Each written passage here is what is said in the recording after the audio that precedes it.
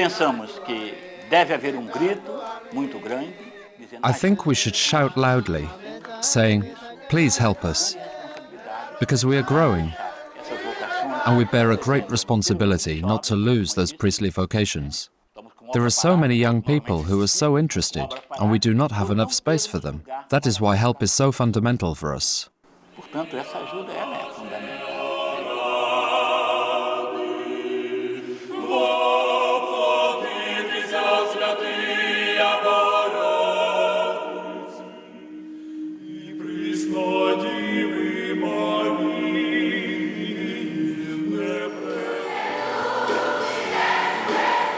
The number of Catholics worldwide is growing.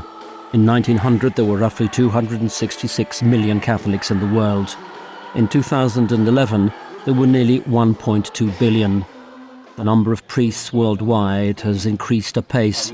A Catholic Voice article reveals that the number of priests has grown from 406,000 in 2005 to more than 412,000 in 2010. The majority of vocations to the priesthood come from developing countries where the Church is ill-equipped to support such a flood of vocations.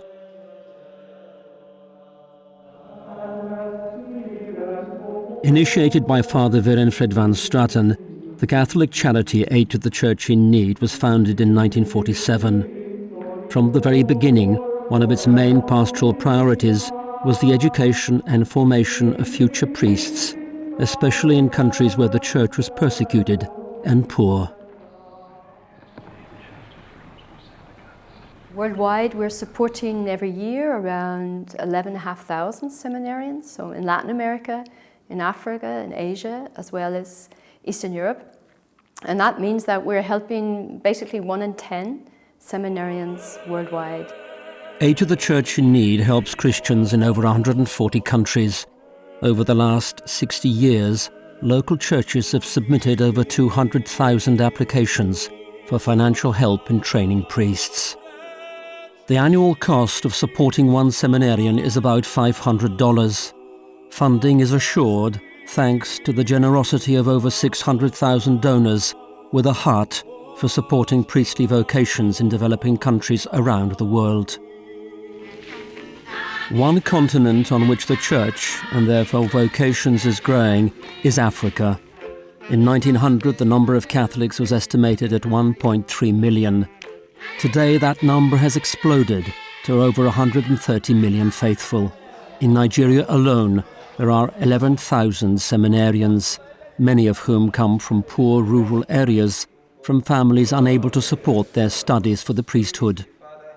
The Nigerian Church is also hard-pressed to provide the necessary financing.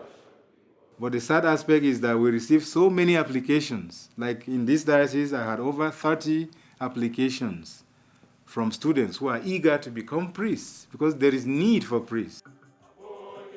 But then you are constrained to select maybe 7 or 10 at most in order to admit them. This is not because we have enough priests, but this is because we are limited by material means.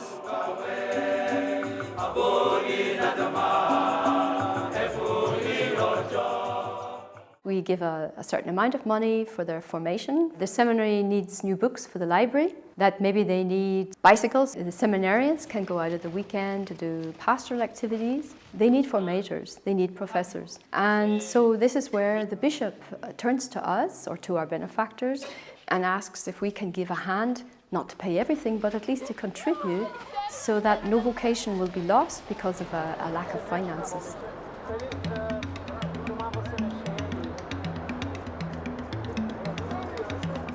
More than 40% of the world's Catholic population comes from Latin America. Over the course of the 20th century, the Catholic population of the region rose from 53 million to nearly 449 million faithful. The most Catholic country in terms of pure numbers is probably Brazil. The country suffered a spiritual crisis and a fall in vocations up until the end of the 1990s. But there are signs that a nascent resurgence is underway. More young people are entering seminaries and becoming priests. The time for new seminaries and the modernization of old ones has come. When you have 5 seminarians, you can handle it. But if there are 106 people, it is not so easy. Imagine, if you look at the whole education program, the food, the upkeep of the house, and all the problems, it is up to the dioceses to carry it out. In addition to the philosophical and theological formation, future Brazilian priests are being prepared to take on the many challenges facing their country, from inner-city work to missionary duties along the Amazon, where a journey can sometimes take up to 40 hours. A further challenge, partly a consequence of the low ratio of priests to population numbers, is the rise of innumerable personality-based sects, obliging the Church to reconsider her mission in evangelization. The need is so great that aid to the Church in need must find more people of goodwill prepared to help provide sufficient funds to train priests. In Asia, the proportion of Catholics has more than doubled over the course of the 20th century. This growth is not only in traditional Catholic countries, such as the Philippines, but also in mission countries such as India.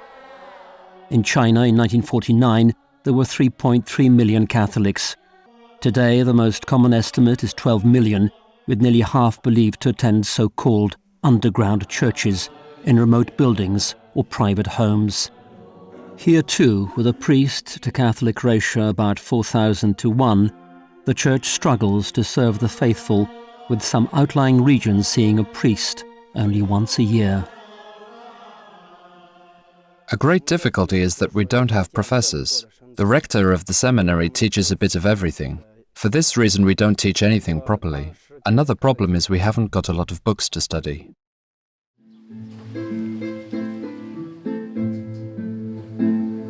Although Europe struggles with a crisis of faith, the explosion of vocations in post-communist countries of Eastern Europe is nothing short of spectacular. In Ukraine, where 1/3 of its citizens live below the poverty line, aid to the Church in need supports 86 seminaries of the Latin and Byzantine Rite. It furthers its aid through funding scholarships for young priests in over 287 pastoral programs. However, this is but a drop in the sea of needs.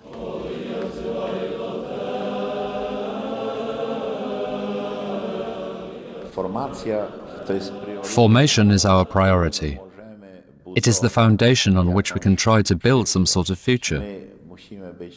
We must be aware of that fact, and particularly so in eastern Ukraine, where the opportunities to learn about the faith were even scarcer.